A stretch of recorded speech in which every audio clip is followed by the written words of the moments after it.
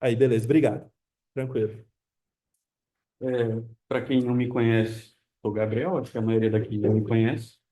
Mas, enfim, hoje eu vou tentar dar uma aula de SQL Injection, porque eu estou aprendendo junto com vocês, né? Mas, enfim, vai ficar disponível o PDF para vocês, mas tem ali a fonte do artigo que eu usei para montar os slides, que foi, inclusive, indicação do professor. Então, eu sugiro que leiam ele, caso tenham interesse, porque, obviamente, eu não vou conseguir abordar tudo aqui no, na apresentação. Antes de explicar o que que é um SQL injection, já que a gente vai injetar alguma coisa, eu acho que é bom a gente saber o que que é, né? E não tirem de contexto essa frase. Bom, também não tenho pretensão de ensinar o que que é o SQL inteiro, é só para ter uma noção do que a gente vai fazer, até porque quem é aqui do campus que não teve aula ainda com o professor de banco de dados vai ter uma baita aula. Então, a ideia é que o SQL é uma sigla para Structured Query Language, ou seja, não é uma linguagem de programação em si, é uma linguagem de busca que é usada para buscar aonde? Em bancos de dados, que é a forma que hoje a gente usa para basicamente guardar todas as informações na internet. E essa linguagem ela é usada para ler, criar, atualizar e deletar os dados desse banco de dados e para gerenciar o banco de dados em si. Então a gente vai usar essa habilidade da linguagem para fazer acessos indevidos no banco e obter informações que a gente não deveria a priori. Deixa eu só fazer algumas considerações, né? Então, Segue lá. então é assim, ó, a ideia é que vocês, né, que estão no primeiro ano, né, tem muita gente aí que está começando, não viu banco de dados nem nada, né? Então, vocês vão ver banco de dados, vocês vão ver SQL, né? Então, como o Gabriel falou, SQL é uma linguagem, né, não uma linguagem de programação, né, Turing Complete, que a gente fala, né, mas é uma linguagem declarativa para consulta de dados, etc, etc, né? Então, a gente usa o SQL em bancos que são relacionais, né? Que tem estruturas de tabela e tudo mais. Hoje em dia, né, existem muitos bancos de dados dessa forma, obviamente, mas também existem bancos de dados que não são assim, né? Que são os que a gente chama de NoSQL, né? Que é SQL em inglês, muita gente fala SQL, né? E aí existe o termo NoSQL. Então, para esses bancos de dados que são relacionais, baseados em tabelas, etc., a gente usa o SQL para fazer a consulta, né? Consulta dos dados, inserção de dados, etc. E aí, enfim, é só para meio que dar um contexto, né? Então, E aí, basicamente, para exemplificar, para quem nunca viu uma query de SQL, eu botei aí os três exemplos mais básicos de selecionar coisas, que é recuperar coisas do banco de dados, e inserir ou deletar. Porque, basicamente, o que a gente vai fazer é usar essas queries de uma maneira que seja interessante para a gente e, como eu falei, pegar coisas do banco de dados. Ali, a primeira é basicamente pegar as informações de nome e idade em uma tabela clientes, é o from clients, aonde a cidade é Araranguá. Então é um filtro para tu pegar um cliente específico com as informações específicas dele. Embaixo a gente estaria inserindo algo na tabela e embaixo seria um delete de uma informação. É tudo bem básico, novamente, é uma query dessa daí não faz basicamente nada, mas é isso que a gente vai tentar usar a nosso favor quando a gente for fazer um SQL injection. E aí, dando essa introdução do que é o SQL, o que é o SQL Injection agora, que é o objeto de estudo para hoje. Basicamente, ela é uma forma da gente explorar as vulnerabilidades que uma página web pode apresentar, geralmente nos campos de input, daqueles formulários de, por exemplo, uma área de login, de cadastro. Às vezes, no desenvolvimento, a gente não se atenta muito para a segurança do que o usuário pode inserir ali dentro. Isso abre brecha para a gente enfiar coisa que não devia. E basicamente vai ser a gente mudar a estrutura do SQL e fazer o banco de dados devolver coisas que não deveria. Que é o que está dizendo ali, interferir nas queries que iriam para o banco de dados. Eu acho que, de maneira geral, o que a gente vai querer é acessar dados confidenciais e sensíveis, porque, obviamente, não é para um banco de dados estar aberto para qualquer pessoa ver. E em sites que estão expostos, a gente consegue retornar o nome das tabelas, as informações dos clientes. Então, assim, você poderia pegar o CPF de pessoas, pegar, sei lá, valor de conta de pessoas, valores de projetos, ou coisas que nem foram lançadas ainda, que estão no banco de dados de uma empresa. Então, isso tudo é muito complicado. E até por isso as empresas, assim, se preocupam bastante com essas questões. Então, hoje em dia, é muito difícil de achar muitos lugares assim que tu vai conseguir aplicar isso tão facilmente, mas volta e meia passa algo desapercebido e aí é que a gente aproveita, né? Só complementando de novo, né? Então, o Gabriel tá excelente, eu só estou fazendo algumas inserções porque eu acho que vai facilitar para as pessoas que nunca mexeram, né, com SQL e tal. Então, a ideia é o seguinte, né? Então, alguém criou um site, né, um sistema web, certo? E aí, esse sistema web, vamos supor que tem uma tela de login, né? Então, todo mundo já logou aqui num sistema web, né? E aí, na tela de login, ele vai ter o quê? Vai ter o campo de entrada do login e vai ter a senha, né? Então, se você é um desenvolvedor web, o que que você vai fazer? Quando você pega a senha e o login da pessoa, você vai ter que ir lá no banco de dados para verificar se essa pessoa está no seu banco de dados ou não, certo? Então, dentro ali da sua aplicação web, você vai usar SQL, né, para fazer consultas no banco de dados para saber se o seu usuário está lá ou não, se a senha está certa ou não, etc, etc. Então, qual que é a ideia da SQL Injection? É que dentro dessas telas de login e tudo mais, ao invés de você colocar o seu nome, o seu login e sua senha, você começa a colocar linguagem de SQL ali. Começa a colocar uns selects, umas muito aquelas aspas simples, né? Então você Uhum. coloca aspas simples, você coloca porcentagem às vezes ou porcentagem ou o jogo da velha, né? Que é comentário, né? Então, basicamente, você está tentando modificar a query que o desenvolvedor montou. Porque o desenvolvedor montou o quê? Quando você pega esses dados, né, que o usuário te fornece, você monta um SQL para ir lá verificar a senha do cara. Então, o que você está fazendo? Ao invés de você colocar o seu nome e a senha, você coloca um código malicioso ali dentro para alterar a SQL que o desenvolvedor montou. E aí, com isso, você usa para fazer o que o Gabriel falou, né? Você vai tentar buscar informações que você não deveria no banco de dados, né? Então, basicamente é isso. Tá claro? Por enquanto, todo mundo está seguindo? Bacana? Vai ter Pessoal aí bastante do. exemplo de depois. Ah, tá. Beleza. Fechou. E aí também eu coloquei ali só como último tópico para saber como é poderoso esse ataque, que a gente consegue inclusive derrubar servidores e fazer ataques de denial of service ali, né? Que a gente é basicamente tirar um servidor do ar só por meio de SQL injection. Mas não vamos chegar a fazer isso porque, assim, não é algo tão simples, tão direto a se fazer e não é muito escopo na aula. Agora, então, formas de detectar vulnerabilidades nos campos de input. Como o professor estava falando, a maneira mais fácil é tu botar uma aspa simples. Porque, basicamente, o que que ela vai fazer é fechar uma query. Então, ela pararia uma query no meio e provavelmente isso daria um erro, que retornaria talvez no console do navegador ou algum erro na página mesmo. Então, isso aí já pode te dar indícios que não tem um tratamento tão bom sendo feito ali na hora de mandar um SQL. A gente também pode usar essas condições booleanas, que é para fazer algo ser sempre verdade ou sempre falso, para retornar algo que a gente tem interesse. Tudo isso vai depender da lógica que a gente vai precisar usar ali na hora. Tem uma maneira de colocar alguns payloads nocivos para dentro do banco de dados, que vai fazer um delay na hora das respostas, e isso confunde o banco de dados também, ele pode retornar coisas que não devia. E o que realmente vai ser o que a gente vai utilizar, que é o último tópico ali, é o SQL Map. E eu vou citar melhor mais para frente, mas é basicamente uma ferramenta que vai fazer todos os ataques possíveis de SQL, vai tentar todas as vulnerabilidades possíveis automaticamente, para a gente não ter que ficar pensando tanto, porque não é algo tão direto a se fazer. Aqui eu vou dar alguns exemplos de uns ataques que podem ser feitos com SQL Injection. Um exemplo que a gente mais tem falado aqui é a recuperação de dados ocultos. Ali eu coloquei como exemplo uma URL padrão de um site, onde ele estaria fazendo uma requisição HTTP. Se tiverem dúvida do que é isso, perguntem, por favor. Mas basicamente ele está buscando, numa tabela de produtos, provavelmente, as categorias que são de presentes. Então ele vai retornar uma lista do que são presentes ali no site. E ali embaixo tem basicamente a tradução do que seria a query para isso. Então, ele está selecionando tudo na tabela produtos, onde a categoria sejam presentes e eles tenham sido lançados, que é a flag de release de ali.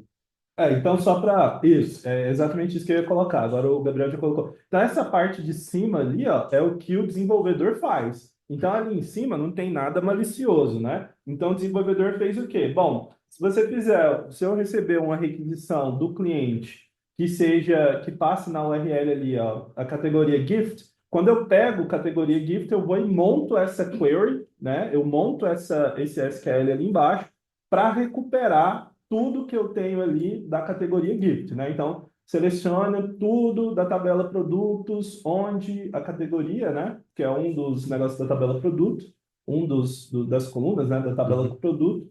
né, tenha escrito gift, né?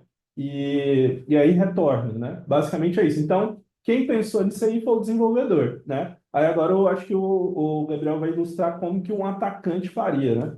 Exatamente. É isso. Sei lá, vocês podem estar pensando que seria algo muito mirabolante, mas não, basicamente, se tu pegar na URL ali e ao invés de escrever só gifts, escrever gifts, aspas simples e dois tracinhos, basicamente o que tu vai fazer é, tu vai fechar a busca depois do gifts e tu vai ignorar tudo que tem para frente, porque os dois tracinhos é como se fosse um comentário do SQL, igual aspas duplas no C, igual hashtag no Python. Então ele vai ignorar tudo que está na frente daqueles dois tracinhos.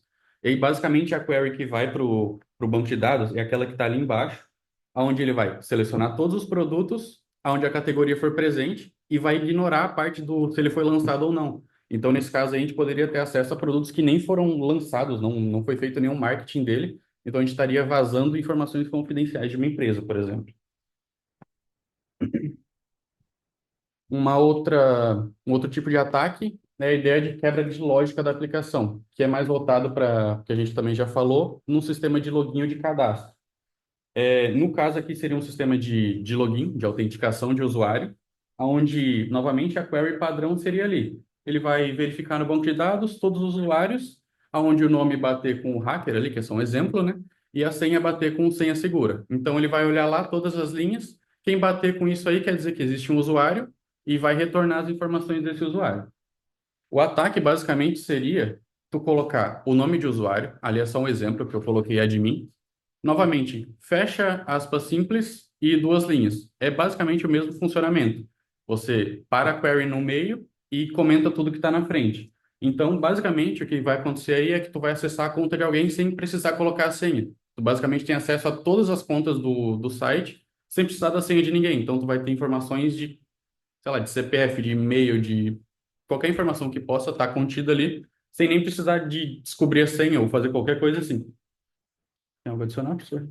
Não, isso aí, legal. Né? Então, assim, ali, nesse caso, né, ou você altera a URL e você consegue injetar coisas no SQL, ou você vai alterar o campo do input, né? No caso, você colocar admin, aspas simples, traço, traço, e aí você consegue logar, né? Você consegue fazer o que você tem que fazer. Isso é muito legal, né? Obviamente, né, para a galera que está começando e tal, pode soar um pouco complexo, pô, eu não sei SQL, eu não sei o que é banco de dados, etc, etc, né? Mas está tudo bem, tá? Porque na segunda parte, quando eu for explicar algumas coisas, eu vou mostrar uma série de programas que são que a gente chama de exploit, que eles foram feitos para explorar algumas vulnerabilidades, tá? Então, a priori, a gente está entendendo o que é SQL injection, porque a gente vai usar programas prontos que exploram essa vulnerabilidade. Então, mas é interessante a gente saber de onde que vem, como que faz, etc, tá? E aí, quando a gente for aprofundando cada vez mais, a gente vai, né, tentando explorar e criar os nossos próprios exploits usando o SQL injection, né? Então assim, calma, fica tranquilo, né? Obviamente quem entende SQL já está entendendo muito mais, né? Talvez quem nunca viu SQL, né, ainda, né, tá meio assustado, mas calma, né? Vai entendendo aí, vai tentando entender que logo logo eu vou mostrar umas ferramentas que fazem essas coisas automáticas para gente aí, tá? Bom, seguindo, vou dar mais alguns exemplos, mas eu posso passar um pouquinho mais rápido. Seria a ideia de tu ter acesso a outras tabelas, por exemplo, que ali a gente estava tratando somente da tabela de produtos para retornar os presentes, mas utilizando aquela construção ali que é do SQL, chama Union, você basicamente concatena buscas diferentes, ou seja, tu faz duas buscas e junta os resultados dela. Então, a ideia seria de, novamente, fecha a consulta padrão no meio e junta com uma outra consulta que for do teu interesse. Então, ali, por exemplo, eu estou retornando o nome do usuário e a senha da tabela dos usuários. Não era para eu ter esse acesso, eu estou procurando produto, sabe? Mas se eu fizer uso do Union e buscar na outra tabela, se não tiver a devida proteção, ele vai me retornar o nome do usuário e a senha de todo mundo. É a mesma ideia de antes. Num campo de input, por exemplo, onde você colocaria algo, você fecha a query, bota o union e escreve qualquer outra coisa que você queira, ele vai te retornar coisa de outras tabelas, se a tabela existir Botar um agora. e-mail. Sim, qualquer informação que existir na tabela, se ele aceitar essa entrada, ele vai te retornar. Você pode colocar, inclusive, em links, né? Esse tipo de ataque é muito comum, assim, ó. Quando você consulta, né? Você vai fazer uma consulta, ele retorna e coloca os dados todos numa tabela, né? E vai listando. Então, imagina que você consultou lá uma página da Amazon, e aí você clicou num link e ele te mostrou vários produtos, por exemplo. Então, você consegue manipular o URL ali, adicionando coisas para ver se ele está injetando aquelas coisas que você estão colocando na URL direto na SQL dele. E aí, você colocando uma uni ou alguma coisa, pode vir mais dados do que deveria vir na listagem da tabela no próprio browser, por exemplo. Concorda? Exatamente. E aí, outros exemplos que eu não coloquei nada muito explícito, porque a gente não vai chegar a esse ponto, mas seria o Blind SQL Injection, que a gente não vai ver nada retornando para a gente, mas a gente pode infectar o banco de dados lá dentro, pode alterar coisas lá dentro.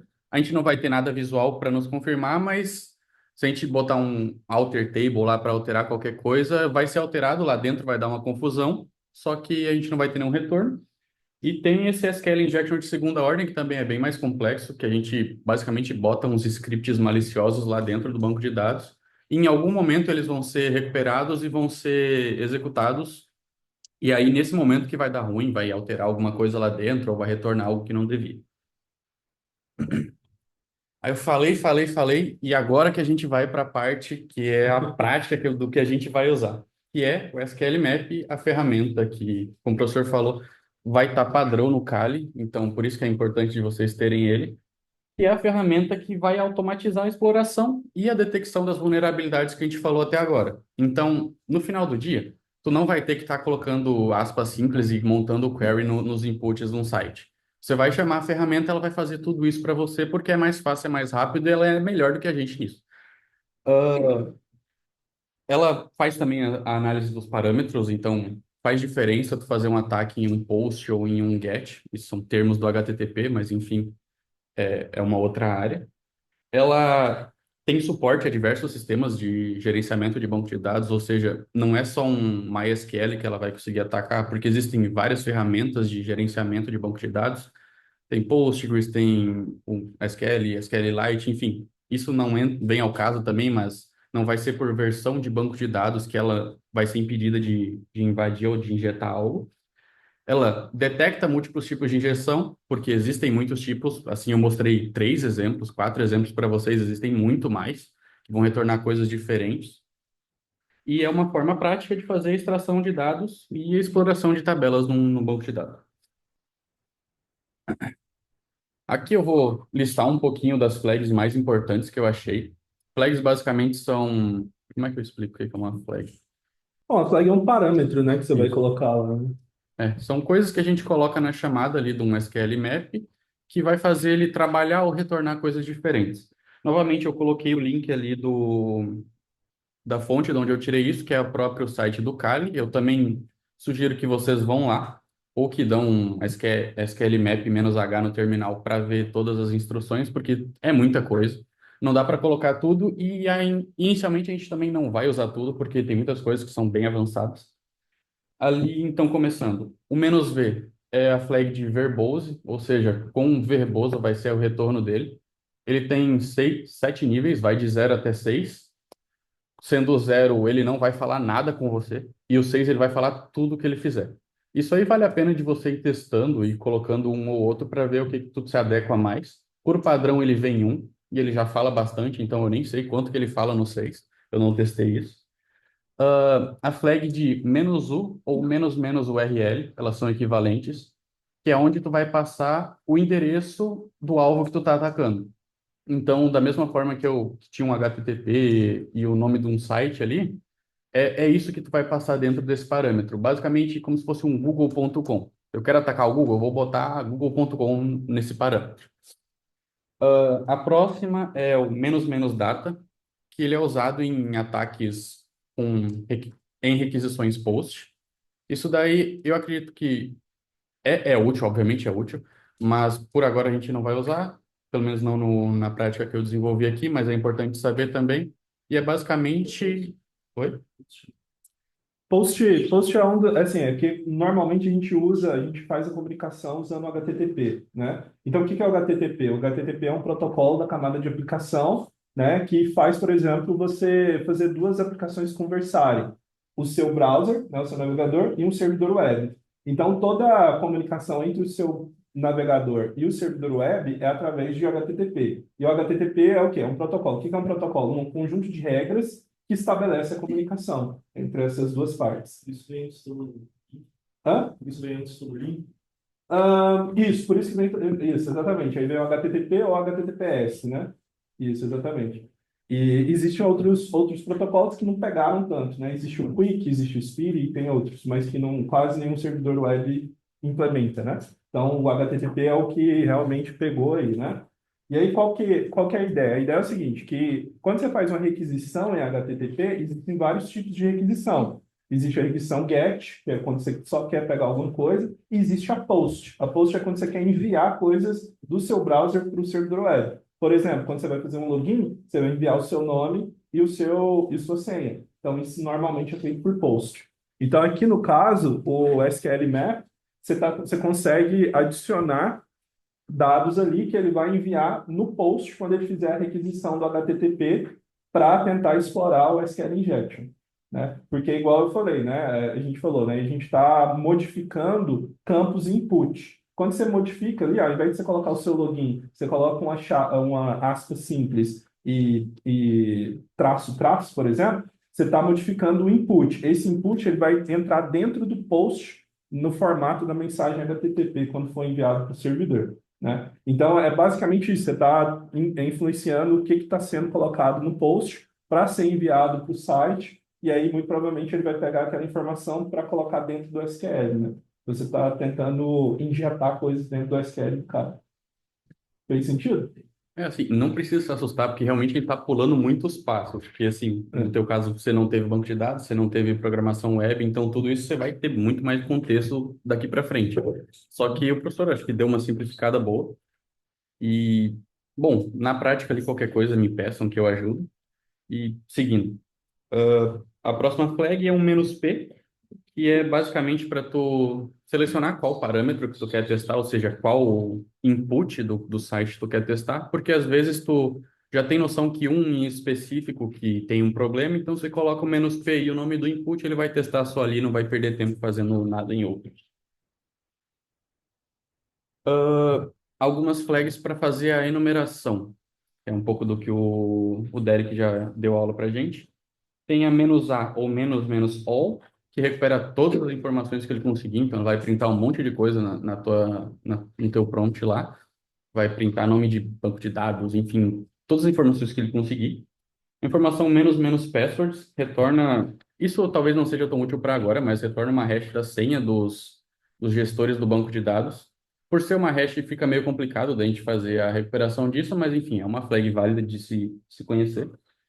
A "-dbs" é bem interessante porque ela basicamente retorna todos os bancos de dados que estão rodando ali no computador. Então, porque podem ter mais de um banco de dados rodando na mesma máquina. Você colocando essa flag, tu vai saber de todos e tu vai saber aonde talvez seja mais interessante de fazer o ataque. "-tables" e "-columns" é basicamente a mesma ideia do banco de dados, só que para tabelas e para colunas. Retorno as tabelas ou retorno as colunas de um banco de dados. Mais algumas, tá acabando, eu juro. Tem a "-dump", que lista todas as informações que tu recuperou. A "-dump all", que é basicamente a mesma coisa, só que para tudo, vai listar tudo que ele conseguir. "-d" maiúsculo é uma flag para tu selecionar um banco de dados. Então, após fazer aquela flag passada que eu mostrei para listar os bancos de dados, você identifica o que tu quer atacar, coloca o "-d", o nome do banco de dados, você já vai ter acesso a ele. Mesma coisa para o "-t", mesma coisa para o "-c". E essas últimas aqui são mais para curiosidade, enfim. Tu tem como ter acesso a um terminal no sistema onde está rodando o banco de dados usando o OS Shell ali. Tem como você fazer o SQL Map responder as perguntas por padrão, porque quando você rodar, vocês vão ver quando testarem. Ele faz diversas perguntas de, você quer testar tais parâmetros, você quer testar esse input, quer ignorar isso. Se tu colocar o menos menos bet, ele não vai te perguntar, ele vai responder as perguntas automaticamente, tu só vai ter a saída para você. E o menos menos wizard é uma interfacezinha para quem está começando agora, talvez seja bom, que é um pouco mais visual do que tu escrever no seco o código ali, então pode ajudar um pouco na visualização. E lembrando que essas flags elas podem ser usadas juntas, então o que tu quiser misturar de flag aí, bota uma atrás da outra. Colocando os parâmetros certos, vai dar certo. E aí aqui tem vários exemplos de usos do SQL Map. Dá para ver que é tudo bem parecido no sentido, sim, todas têm uma mesma base, porque como eu falei, tu chama a função ali, o SQL Map, passa o menos "u" e passa o URL que tu está atacando. Então, tem ali o endereço da página, e para quem conhece ou não conhece, depois de uma interrogação ali numa requisição, você passa os parâmetros que tu está enviando para o servidor, por exemplo. Então, depois de interrogações, são os parâmetros que a gente está enviando. Dá para ver ali na primeira que eu estou tentando atacar a página endereço.com/página. Pelos parâmetros estarem dentro da requisição, significa que é um GET. Isso aí vocês vão pegar na prática também. E o parâmetro que eu estou atacando é o parâmetro ali, é o input com o nome parâmetro. O valor que tu coloca depois, ele é meio não importante porque ele vai substituir aquilo pelos ataques em si, que é o que a gente mostrou antes. Embaixo tem basicamente a mesma coisa, só que eu estou identificando qual parâmetro que eu quero atacar, novamente com aquela flag "-p". Depois é a flag de devolver o nome dos bancos de dados. Então, dá para ver, a consulta o ataque é o mesmo, eu só estou mudando a flag para mudar o output. Depois, selecionar um banco e uma tabela. Depois, selecionar um banco, uma tabela e listar. E por último ali um ataque no que seria um post, só para mostrar a diferença, que ao invés de usar o interrogação e os parâmetros dentro ali da URL, eu coloco o menos menos data e uma string ali na frente. O funcionamento é parecido, mas por ser um post você tem que ter esse cuidado de fazer um pouquinho diferente. Bom, e aí agora seria a ideia de testar e ver se vocês aprenderam alguma coisa. Novamente, não precisa decorar isso tudo. Assim, de primeira é impossível de tu lembrar de tanta flag, tanta coisa. Mas fazendo na prática fica bem mais simples. Então, eu sugiro que tentem. Vocês têm o Kali aí instalado? Então, quem tiver, poder tentar aí. O pessoal que está aí de fora aí em Floripa não vai conseguir, né? Mas depois o Gabriel pode abrir o computador dele e fazer, né?